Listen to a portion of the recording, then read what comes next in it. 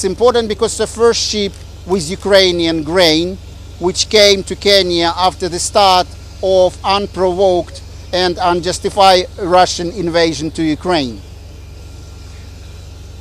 Ukraine is one of the largest grain producers in the world. And as many of you know, Ukraine is called breadbasket of Europe. And it used to be called breadbasket of Europe before. But now we think that Ukraine is a breadbasket of the world. And we are producing between 10 to 20% of world grain, of world crop of grain. And we think that it's really important that this first ship finally came to Kenya. And as you probably already heard, it's 51.4 thousand metric tons of wheat, which will allow Kenya to ease the challenges of food security. But the good thing is also that 2 more ships already left Ukrainian ports.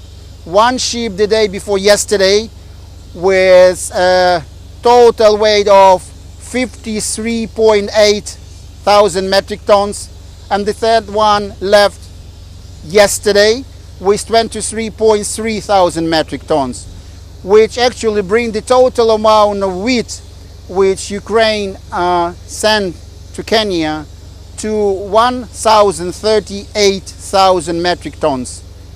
We also help other countries, Ethiopia, Somalia, Cote d'Ivoire, Ghana, Senegal, and we'll be trying to help even more countries in Africa, because we realize that African countries suffer the most and you really need our assistance, and we'll do our utmost to make sure that you will not face the food crisis in Africa.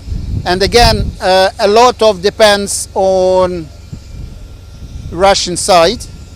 If they continue their inacceptance of the extension of the grain corridor, then we'll not be able to send more wheat and more grain.